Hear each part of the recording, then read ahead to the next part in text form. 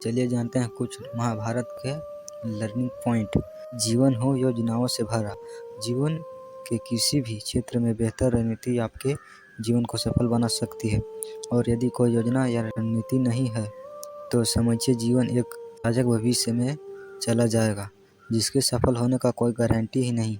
भगवान श्री कृष्ण के पास पांडवों को बचाने का कोई मास्टर प्लान नहीं होता तो पांडवों की कोई औकात नहीं थी कि वे कौरव से किसी भी मामले में जीत जाते।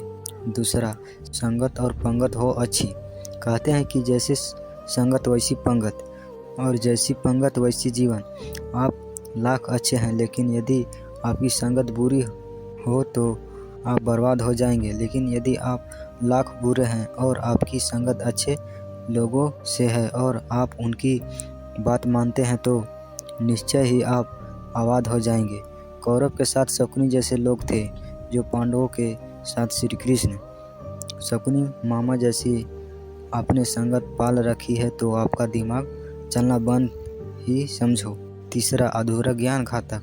कहते हैं कि अधूरा ज्ञान सबसे खतरनाक होता है। इस बात का उदाहरण है अभिमन्यु। अभिमन्यु बहुत ही वीर और बहादुर योद्धा था, लेकिन उसकी मृत्यु जिस परिस्थिति में हुई उसके बारे में सभी जानते हैं। मुसीबत के समय यह अधूरा ज्ञान किसी भी काम का नहीं रहता। आप अपने ज्ञान में पारंगत बने किसी एक विषय में तो दक्षता हासिल होना ही चाहिए। चौथा, दोस्त और दुश्मनी की पहचान करना सीखे। महाभारत में ऐसे कई मित्र थे जिन्होंने अपनी ऐसी सेना के साथ विश्वासघात किया। ऐसे भी कई लोग थे जो एन वक्त पर पाला बदलकर कौरवों या पांडवों के साथ चल गए। शल्य और युयुत्सु इसके उदाहरण हैं।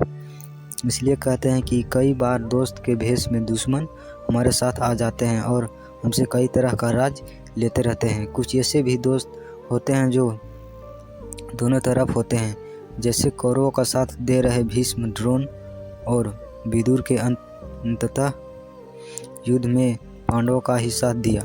पंचवा, हथियार से ज़्यादा घातक बोल वचन। महाभारत का युद्ध नहीं होता यदि कुछ लोग अपने वचनों पर संयम रख लेते। द्रौपदी यदि दुर्योधन को अंधे का पुत्र भी अंधा नहीं कहती तो महाभारत नहीं होती। शिशुपाल और शकुनी हमेशा चुभने वाली बातें ही करते थे, लेकिन उनका हास्य क्या हुआ यह सभी जानते हैं। सबक यह है कि कुछ भी बोलने से पहले हमें यह सोच लेना चाहिए कि इसका आपके जीवन, परिवार या राष्ट्र पर क्या असर होगी। जुए सट्टे से दूर रहो। शकुनी ने पांडवों को फंसाने के लिए जुए का आयोजन किया था, जिसके चलते पांडवों ने अपने सब कुछ दांव पर लगा दिया। अंत में उन्होंने द्रौपदी को ही दांव पर लगा दिया था। यह बात सभी जानते हैं कि फिर क्या हुआ। अंत में जुए सट्टे षड्यंत्र से हमेशा दूर रहे। ये चीज़ें मनुष्य का जीवन अंधकार बना देता है। संतवा, सदा सत्य के साथ रहो। कौरव की सेना पांडवों की सेना से कहीं ज़्यादा शक्तिशाली थी। एक से एक योद्धा और ज्ञानीजन कौरव का साथ दे रहे थे। पांडवों की सेना में ऐसे वीर योद्धा नहीं थे। कहते हैं कि विजयी उनकी नहीं होती जहां लोग ज़्यादा हैं, ज़्यादा धनवान हैं या बड़े पदाधिकारी हैं। विजय हमेशा उनकी होती है जहां ईश्वर है, और ईश्वर हमेशा वही है जहां सत्य है। इसलिए सत्य का साथ कभी न छोड़े। अंततः सत्य के ही जीत होती है। सत्य के लिए जो करना पड़े करो। 8वां, लड़ाई से डरने वाला मिट जाता है। जिंदगी एक उत्सव है, संघर्ष नहीं।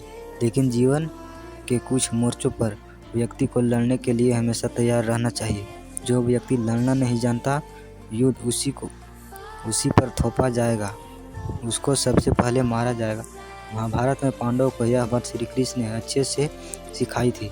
पांडव अपने बंधु बांधवों से लड़ना नहीं चाहते थे, लेकिन श्री कृष्ण ने समझाया कि जब किसी मसले का हल शांतिपूर्वक तरीके से नहीं होता तो फिर युद्ध भी एकमात्र विकल्प बच जाता है। कायर लोग युद्ध से पीछे नहीं हटते। युद्ध भूमि पर पहुंचने के बाद भी अर्जुन युद्ध नहीं करना चाहता था। तब भगवान श्री कृष्ण ने उनसे कहा कि न कोई मरता है और न कोई मारता है, सभी निमित्त मात्र है। आत्मा अजर और अमर है, इसलिए मरने या मारने से क्या डरना। जय श्री कृष्ण।